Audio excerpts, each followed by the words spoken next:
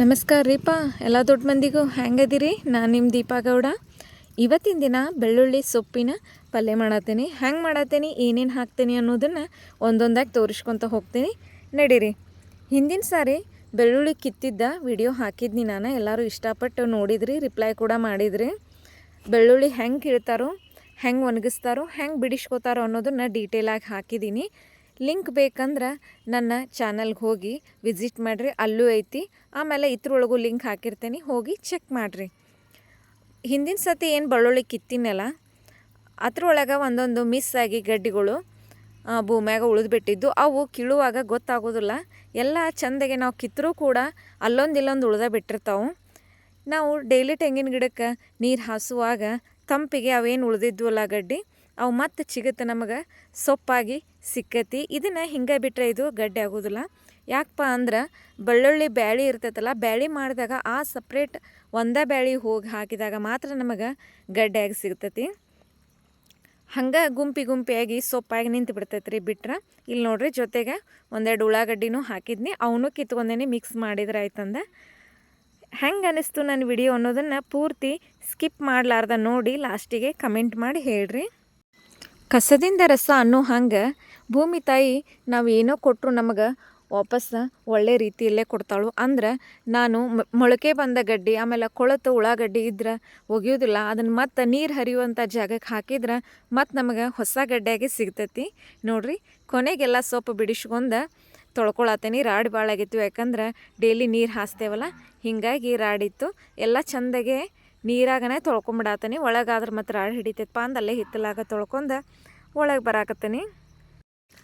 ಮೂರ್ತಿ ಚಿಕ್ಕದಾದರೂ ಕೀರ್ತಿ ದೊಡ್ಡದು ಅನ್ನೋ ಹಂಗೆ ಬೆಳ್ಳುಳ್ಳಿ ಮಹತ್ವ ಭಾಳ ಐತ್ರಿ.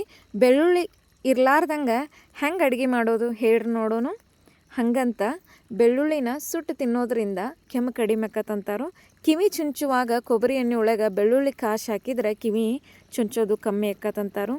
ನಾವು ಏನೋ ಒಂದು ಅಡುಗೆ ಮಾಡಕ್ಕೆ ಹೋದರೂ ಬೆಳ್ಳುಳ್ಳಿ ಇರಲಾರ್ದ ಫ್ಲೇವರ್ ಹೆಂಗೆ ಚೆಂದ ಕೊಡ್ತೈತ್ರಿ ಹೇಳ್ರಿ ನೋಡೋಣ.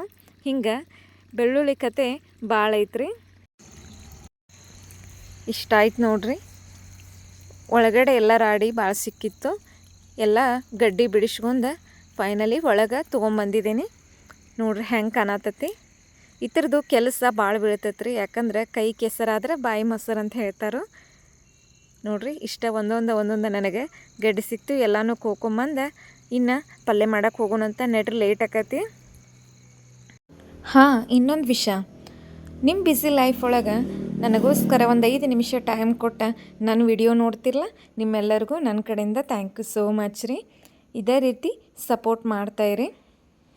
ಇಲ್ಲಿ ನೋಡಿರಿ, ಬೆಳ್ಳುಳ್ಳಿ ಇದೇನು ಬೇರಿತ್ತಲ್ಲ, ಅದನ್ನೆಲ್ಲ ಚಾಕುಲೆ ಚೆಂದಾಗಿ ಕಟ್ ಮಾಡಿ ತೆಗೆದ ಎಲ್ಲ ಸಣ್ಣದಾಗಿ ಹೆಂಚಿಟ್ಕೊಳಕತ್ತೀನಿ.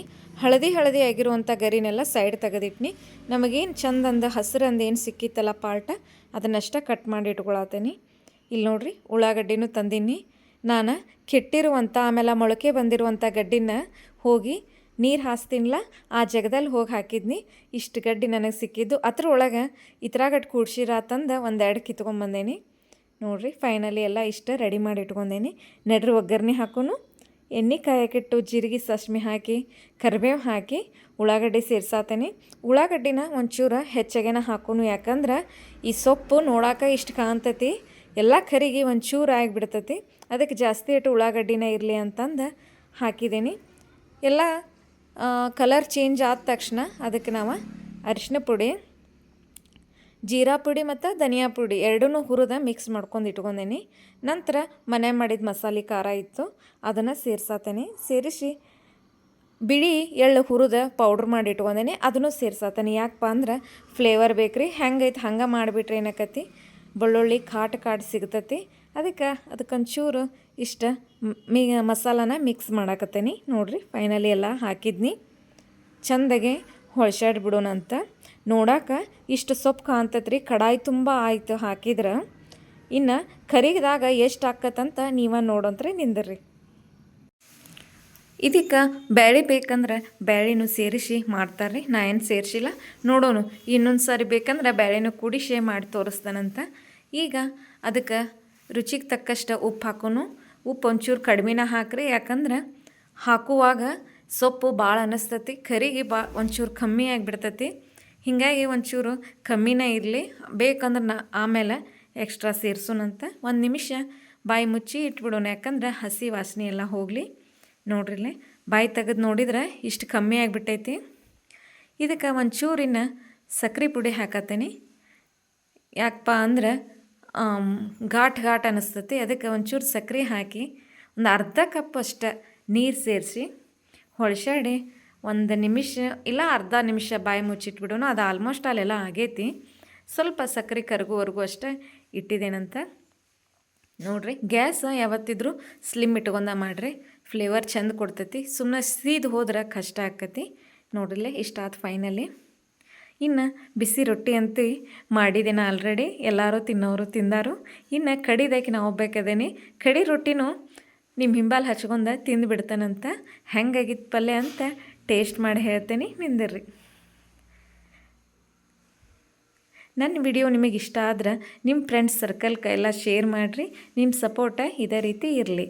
ನೋಡಿರಿ, ಬೆಳ್ಳುಳ್ಳಿ ಪಲ್ಯ ಹಚ್ಕೊಂಡೇನೆ. ಒಂಚೂರು ಈ ಕಡ್ದಂಥ ಬೆಣ್ಣೆ ಇತ್ತು, ಶೇಂಗಾ ಹಿಂಡಿ, ಗುರೆಳ್ ಹಿಂಡಿ, ಆಮೇಲೆ ಕ್ಯಾರೆಟು, ಸೌತೆಕಾಯಿ ಜೊತೆ ತಿನ್ನತ್ತೇನೆ. ಟೇಸ್ಟ್ ಅಂತೂ ಭಾರಿ ಐತ್ರಿ. ಹೆಂಗಿತ್ತು ನಮ್ಮ ಉತ್ತರ ಕರ್ನಾಟಕದ ಗಮ್ಮತ್ತು ಬೆಳ್ಳುಳ್ಳಿ ಸೊಪ್ಪಿನ ಪಲ್ಯ? ಮರೀದ ನನಗೆ ರಿಪ್ಲೈ ಮಾಡಿರಿ. ಇನ್ನೊಂದು ವಿಡಿಯೋ ಜೊತೆ ಮತ್ತೆ ಸಿಗ್ತಾನಂತ್ರಿ. ಬಾಯ್.